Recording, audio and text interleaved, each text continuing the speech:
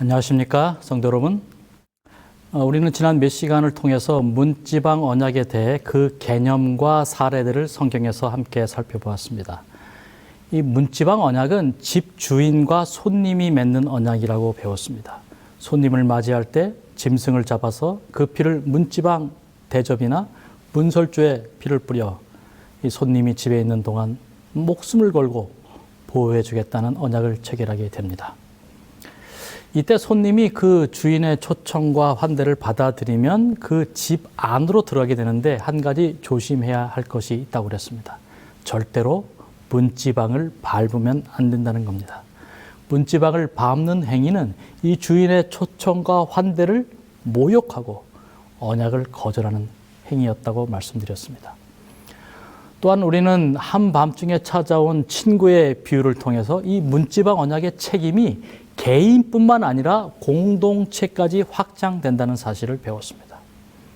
오늘은 이 문지방 언약의 마지막 결론편으로 성소의 회막문과 또 진의 문 등 이 문과 관련된 내용들을 살펴보겠습니다. 이 성경의 문 혹은 인방, 문설주, 문지방은 그저 집 안과 밖의 이 출입구가 아니었습니다. 성경의 문은 출입구 이상의 아주 중요한 언약적 의미들을 담고 있었습니다. 첫째로 이 문은 하나님의 이 언약의 하나님께서 용서를 베푸시는 곳이었습니다.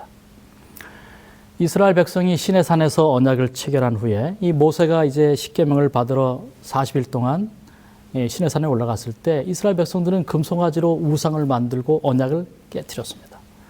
그때 모세가 십계명을 받아서 내려오다가 두 돌비를 던져버리고 이 금송아지를 가루로 내고 불살랐습니다.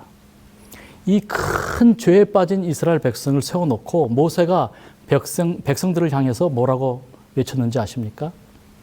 출애굽기 32장 26절의 말씀입니다.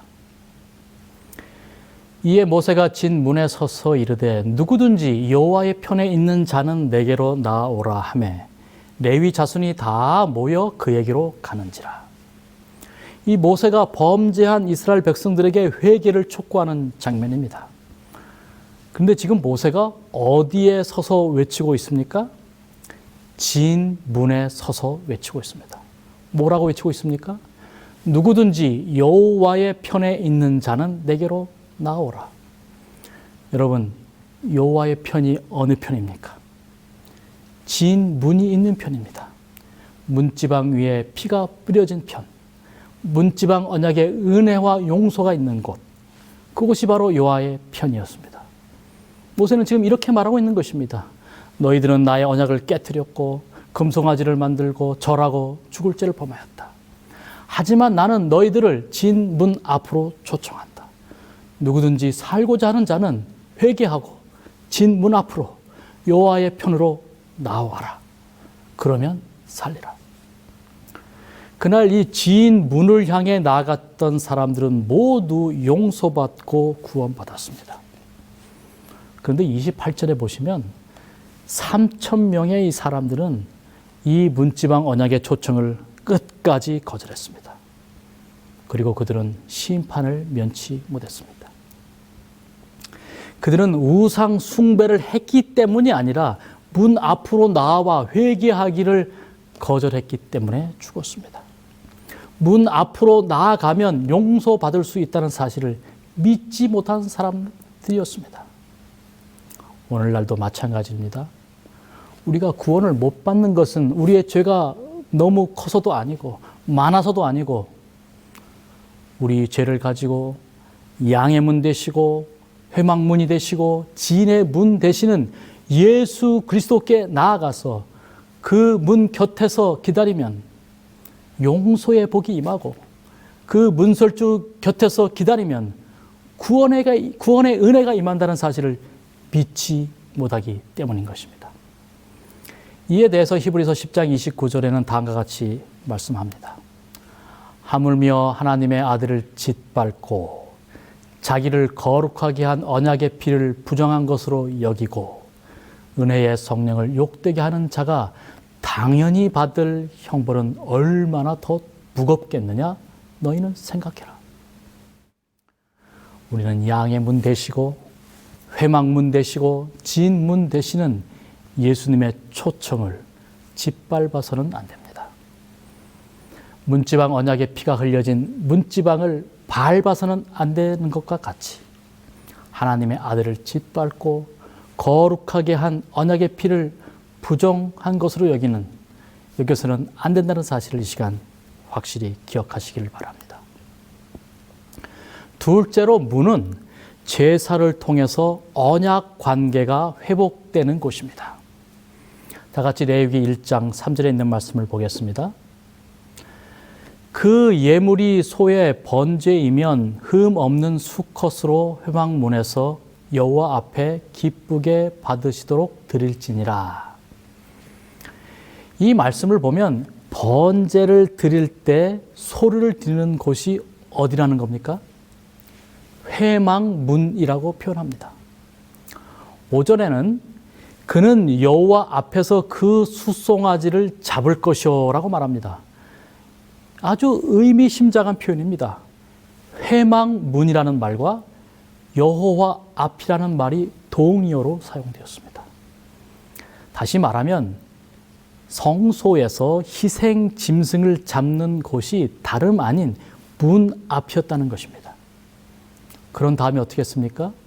레위기 1장 5절을 보시면 아론의 자손 제사장들은 그 피를 가져다가 회막문 앞 제단 사방에 뿌릴 것이며 라고 말했습니다. 여러분, 이 말씀에 나타난 표현에 유의하십시오. 제단 앞 회막문이 아니라 회막문 앞 제단이라고 표현했습니다. 회막문이 장소를 정하는 기준이 되고 있습니다. 그렇다면 화목제의 경우는 어땠습니까? 계속해서 레위기 3장 2절입니다. 그 예물의 머리에 안수하고 회막문에서 잡을 것이요. 역시 회막문에서 화목제 제물을 짐승을 잡았습니다. 속죄제의 경우는 어땠습니까? 4절입니다. 그 숫송아지를 회막문 여호와 앞으로 끌어다가 그 숫송아지의 머리에 안수하고 그것을 여호와 앞에서 잡을 것이요. 속죄제도 역시 회막문에서 짐승을 잡았는데 여기에서도 회막문 여호와 앞이라고 표현했습니다. 즉 문은 하나님께서 서 계신 곳이라는 것입니다. 어떤 죄인이 하나님과 깨어진 언약을 회복하기 위해서 소나 양을 끌고 하나님의 집인 이 성소로 갈 때 하나님께서는 그 집 성소의 회막문에 서 계시다는 것입니다. 그곳에서 마치 집 주인이 손님을 맞이하듯이 문지방 옆에서 기다리고 계시다가 그곳에서 짐승을 잡고 한 죄인을 맞이하시는 것입니다. 성경에 나오는 모든 제사는 회막문에서 시작이 되었습니다. 이곳은 단순히 성소 안과 밖의 이 통로가 아니었습니다. 그곳에서 짐승을 잡았습니다. 여러분, 회막문은 희생 짐승이 죽는 곳이었다는 사실을 기억하시기 바랍니다. 짐승이 죽는 곳이 회막문이었고 그 후에 번제단에서 짐승이 불태워졌다는 사실입니다. 짐승의 생명이 끊어지고 그 피가 흘려진 곳은 다름 아닌 회막문이라는 사실입니다. 다시 말씀드리면 성소에서 문은 단지 사람들과 짐승들이 드나드는 출입구가 아니었다는 뜻입니다. 출입구 이상의 기능이 실현되는 곳이 회막문이었습니다.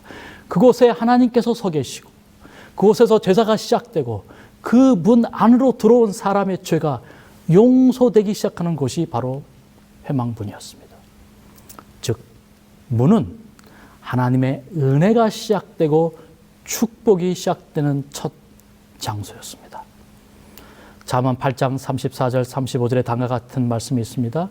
누구든지 내게 들으며 날마다 내 문 곁에서 기다리며 문설주 옆에서 기다리는 자는 복이 있나니 대저 나를 얻는 자는 생명을 얻고 여호와께 은총을 얻을 것임이니라. 누구든지 내 문 곁에서 기다리면서 문설주 옆에서 기다리는 자는 복이 있다고 말씀했습니다. 여러분, 여기에서 내 문 곁에서라고 했는데 나가 도대체 누구이십니까? 이 잠언을 쓴 솔로몬 왕입니까? 22절부터 30절까지 있는 말씀을 보시면 이 나 스스로의 이 정체를 밝히고 있습니다. 12절에 보면 이 나의 이름이 나오는데 바로 지혜라고 소개합니다. 그렇다면 여기서 말하는 이 지혜가 도대체 누굽니까? 무엇입니까? 22절부터 보겠습니다. 여호와께서 그 조화의 시작 곧 태초에 일하시기 전에 나를 가지셨으며 만세 전부터 태초부터 땅이 생기기 전부터 내가 세움을 받았나니 아직 바다가 생기지 아니하였고 큰 샘들이 있기 전에 내가 이미 났으며 산이 세워지기 전에 언덕이 생기기 전에 내가 이미 났으니 하나님이 아직 땅도 들도 세상 진토의 근원도 짓지 아니하셨을 때에라. 지혜가 누구입니까? 만세전에 창세전에 하나님과 함께 계셨던 분이라고 말합니다. 계속해서 27절에 보시면 지혜의 정체가 더욱 확실하게 설명되어 있습니다. 27절, 그가 하늘을 지으시며 궁창을 해면에 두르실 때에 내가 거기 있었고 그가 위로 구름 하늘을 견고하게 하시며 바다의 샘물을 힘있게 하시며 바다의 한계를 정하여 물이 명령을 거스르지 못하게 하시며 또 땅의 기초를 정하실 때에 내가 그 곁에서 있어서 창조자가 되어 날마다 그의 기뻐하신 바가 되었으며 항상 그 앞에서 즐거워하였으며 라고 말합니다. 여러분, 이 말씀에 기록된 지혜가 누굽니까? 27절로 29절에 이 설명해 보시면 지혜는 이 천지가 창조된 그 순간에 함께 하나님과 있었다고 말합니다. 그리고 결정적으로 30절에 자기 자신을 창조자라고 밝히고 있습니다. 여러분, 지혜는 다름 아닌 바로 예수 그리스도십니다. 그리고 34절에 예수님께서 직접 말씀하시는 것입니다. 누구든지 내게 들으며 날마다 내 문 곁에서 기다리며 문설주 옆에서 기다리는 자는 복이 있나니 대저 나를 얻는 자는 생명을 얻고 여호와께 은총을 얻을 것임이니라.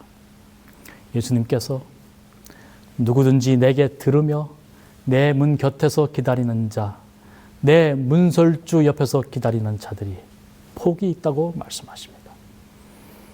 여러분, 바로 이스라엘의 지은 문은 바로 예수님이 서 계신 곳을 상징합니다. 성소의 회막문은 예수님께서 서 계신 곳을 상징합니다. 날마다 그 문에서 예수님을 만나고 그 문 곁에서 기다리며 그 문설주 옆에서 기다리는 자는 복이 있다는 것입니다. 왜냐하면 그 문에서 용서의 복이 시작되고 그 문설주 곁에서 구원의 복이 시작되는 곳이기 때문입니다. 마지막으로 문은 예수님께서 문지방 언약을 맺으신 곳이라는 사실입니다. 이스라엘의 언약법에 의하면 이스라엘 백성 가운데 뜻하지 않게 누군가의 종이 된다면 주인은 그 종을 절대 6년 이상 종살이 시킬 수가 없었습니다. 주인은 7년째 이 안식년이 되면 반드시 그에게 자유를 주어야 했습니다.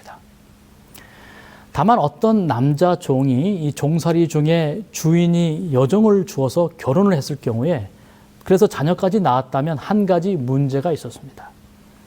아내와 이 자녀들은 주인에게 속하였기 때문에 남자는 단신으로 집을 나가야 했습니다. 이때 이 남종은 자유냐 사랑이냐 사이에서 선택의 기로에 서게 됩니다. 즉, 사랑하는 아내와 자녀를 남기고 자유를 찾아 떠날 것인지 아니면 자유를 포기하고 사랑을 선택하여 영원한 종이 되든지 가부간 선택해야 되는 것이죠. 마침내 이 남자 종이 마지막 선택을 하고 출애굽기 21장 5절에서 이렇게 주인에게 말합니다. 만일 종이 분명히 말하기를 내가 상전과 내 처자를 사랑하니 나가서 자유인이 되지 않겠노라. 이렇게 이제 말하면 그의 상전은 이 종을 데리고 재판장에게로 갔습니다. 그리고 아주 한 가지 특별한 의식을 치르게 됩니다. 이 상전이 그를 데리고 재판장에게로 갈 것이요, 또 그를 문이나 문설주 앞으로 데리고 가서 그것에다가 송곳으로 그의 귀를 뚫을 것이라. 그는 종신토록 그 상전을 섬기리라. 여기 출애굽기 21장 6절에 말하고 있지 않습니까? 바로 이 종의 귀를 그 문이나 문설주에 대고 송곳으로 귀를 뚫는 의식을 치렀다는 것이죠. 그리고 이 말씀 보시면 재판장에게 갔다 했는데 왜 재판장에게로 갔을까요? 여기에서 이 재판장으로 번역된 히브리어어는 엘로힘입니다. 즉 하나님입니다. 재판장에게 간다는 것은 곧 하나님께 간다는 뜻이었습니다. 다시 말하면 하나님께서 계신 바로 그 문에 나가서 그 문설주 앞에 가서 한 가지 의식을 치러야 했던 것입니다. 문설주에 귀를 대고 이 뚫는 것은 말하자면 그 집에 그를 신체적으로 붙들어 매두는 것으로서 그 집의 영구적인 동거인, 즉 양자가 되는 의식이었습니다. 이 뚫어진 귀는 뚫어진 마음을 표시하였고 이 표시는 영원한 사랑의 상징이 되었습니다. 여기에 나타난 이 문설주에서 귀를 뚫은 종은 이사야서에 예언된 고난받는 종이신 예수 그리스도를 표상합니다. 예수님께서는 자발적으로 여호와의 종이 되셨습니다. 그리고 그 집안일에 충성하셨습니다. 그리고 여종인 신부와 결혼 언약을 맺고 자녀들을 갖게 되었습니다. 그리고 그는 아내와 자녀들에 대한 사랑 때문에 오직 모든 그가 가지고 있는 신적 자유를 다 포기하셨습니다. 그리고 마침내 십자가 위에 그의 손과 발을 자원하여 못 박았습니다. 그리고 영원한 사랑의 종이 되셔서 상전과 처자를 섬기기로 선택하셨습니다. 말씀을 정리하겠습니다. 이스라엘의 진문은 회개가 시작되고 용서가 베풀어지는 것을 상징했습니다. 회막문은 언약의 제물의 피가 흘려지고 하나님의 은혜가 시작되는 곳이었습니다. 그리고 재판장의 문은 상전 되신 하나님과 우리를 위해 영원히 섬기는 종이 되신 예수님 사이에 문지방 언약이 체결되었음을 상징적으로 보여주고 있습니다. 이러한 의미를 가진 진문 되시고 회막문 되시는 예수님께서 오늘 우리에게 호소하십니다. 우리 마음문을 두드리며 기다리고 계십니다. 누구든지 내게 들으며 날마다 내 문 곁에서 기다리며 문설주 옆에서 기다리는 자는 복이 있나니 대저 나를 얻는 자는 생명을 얻고 여호와께 은총을 얻을 것임이니라. 우리 사랑하는 성도 여러분, 이제 문지방 언약 시리즈의 모든 말씀을 마치면서 이번 말씀을 통하여서 문지방 언약의 정신을 분명히 깨달으시고 문지방 언약의 주인 되시는 예수 그리스도의 풍성한 은혜와 축복을 여러분의 삶 가운데서 풍성히 누리시게 되길 바라면서 오늘 말씀을 줄이겠습니다. 감사합니다.